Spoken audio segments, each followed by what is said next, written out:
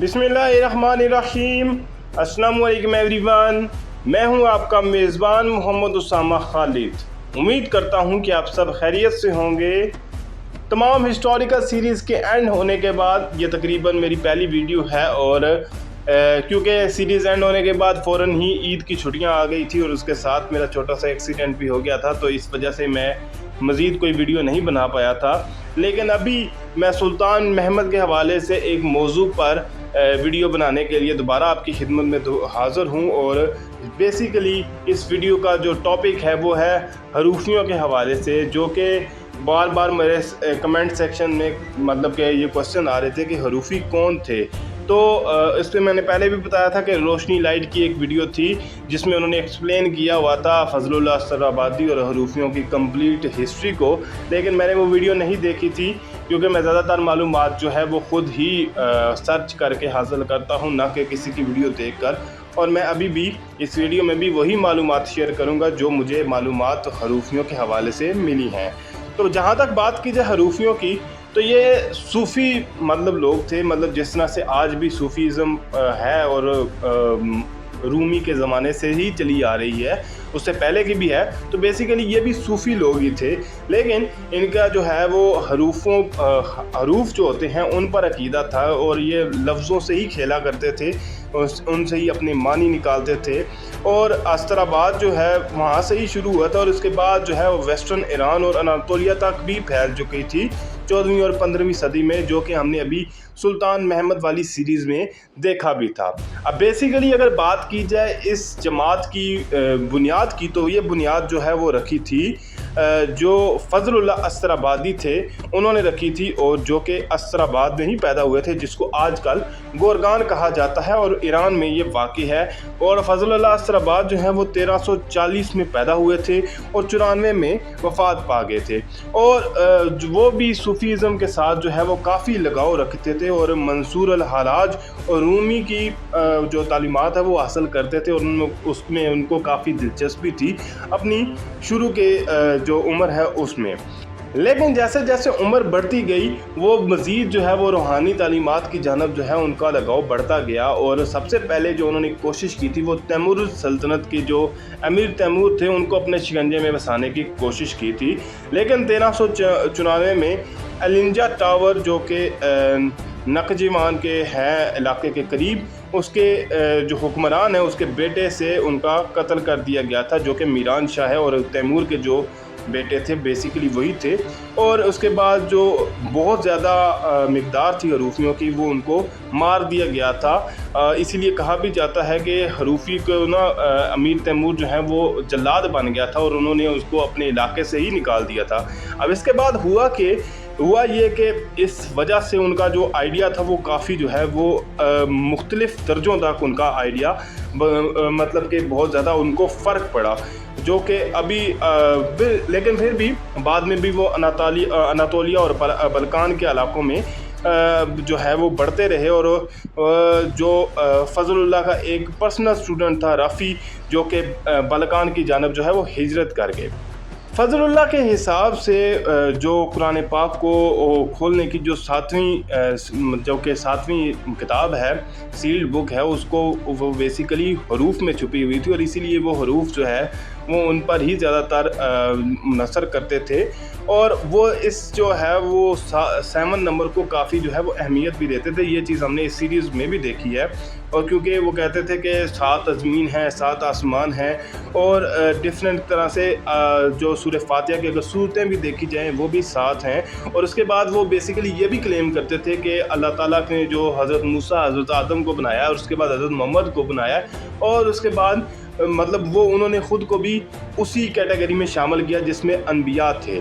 और उन्होंने ये भी कहा कि मतलब कि अल्लाह ताला का जो नाम है वो भी अरबी के 28 हरूफ में और 32 पर्शियन हरूफ में है।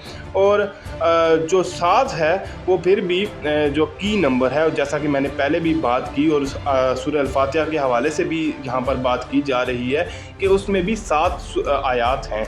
तो इस हवाले से उनकी जो अकीदे अकीदे थे वो ये थे।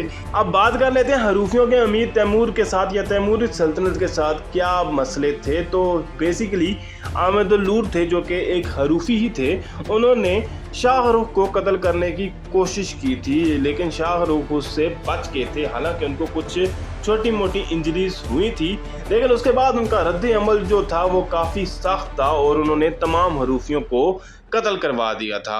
और जितने भी उनके ज़िम्मे उसके बाद सवालात जवाबात हुए, उसमें भी जिसको भी इल्म हरूफ मालूम था उन तमाम के साथ भी तकरीबन इसी तरह का रद्द अमल किया गया था। लेकिन अब जब हरूफियों को के साथ ये रद्द अमल हुआ तो तैमूरी सल्तनत के इस बिहेवियर के बाद वो जो है खुरासान, अनातोलिया और बल्कान के इलाकों की तरफ चले गए। और मतलब कि जब भी मतलब इतनी वो खुफिया तौर पर काम करने लग पड़े कि आप 15वीं सदी के बाद, क्योंकि तैमूर सल्तनत के साथ जो उनके वाक़यात हुए तो उसके बाद उन्होंने काफ़ी जो है वो खामोशी से और छुपे छुपे अपना काम करना शुरू कर दिया। और इसी वजह से हरूफियों को एक मिस्टीरियस लैंग्वेज भी कहा जाता है। अगर उसके बाद की बात की जाए तो जो उस्मानियों के साथ उनका मेजर और पहला मसला हुआ था वो हुआ था 1444 में अदिरने में, जो कि सुल्तान महमद ख़ान के दौर का पहले दौर का वक्त था। हालांकि इस सीरीज़ में हमें सुल्तान महमद ख़ान के दूसरे दौर में हरूफी दिखाए गए हैं, लेकिन एक्चुअल लाइफ में हरूफी जो है वो 1444 में सुल्तान महमद ख़ान के करीब आने की कोशिश करते हैं और उनको अपने अकीदे की जानब जो है वो माइल करने की कोशिश करते हैं। लेकिन बहुत सारे दूसरे दीगर जितने भी हरूफी थे उनको कत्ल कर दिया गया था, जैसा कि हमने सीरीज़ में भी देखा गया। लेकिन जब ये इस तरह के वाक़यात हो रहे थे और अदिरने में इस तरह की जंग के हालात भी थे, क्योंकि हमें इस बात का भी पता है कि उस टाइम पे ओरहान ने भी बगावत की थी। तो अगर हरूफियों के ख़िलाफ़ जो है वो इस तरह के इक़दाम जो है वो उस्मानी जो है सराय में किए गए। और कुछ जो है वो तारीख़दान ये भी लिखते हैं कि ये बेसिकली हरूफियों के लिए एक हिस्टोरिकल एडवेंचर बन गया, ताकि इसके बाद जो है वो उनका अकीदा बिल्कुल टूट कर रह गया। क्योंकि जिस तरह से सल्तनत उस्मानिया में के सुल्तान महमद ख़ान ने उनको सज़ा दी थी, यानी कि उनको ज़िंदा जला दिया था, तो उसके बाद जो है वो बेसिकली उनका अकीदा टूट कर रह गया था और ये उनके लिए एक इबरत बन गई थी।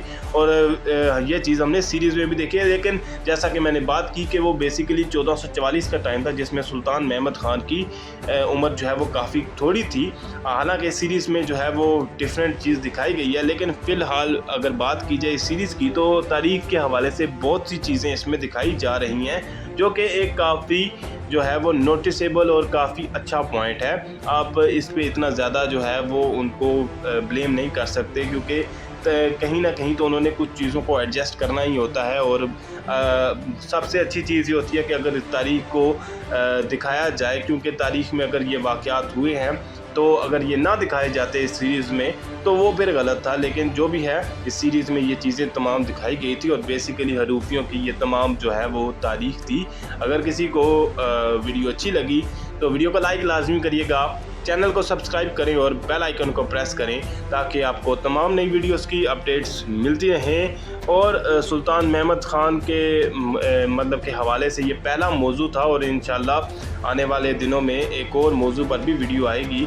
और इसके अलावा अगर आपके पास भी कोई सजेशन है तो मुझे कमेंट सेक्शन में लाजमी बताइएगा ताकि मैं उस पर भी वीडियो बना सकूं।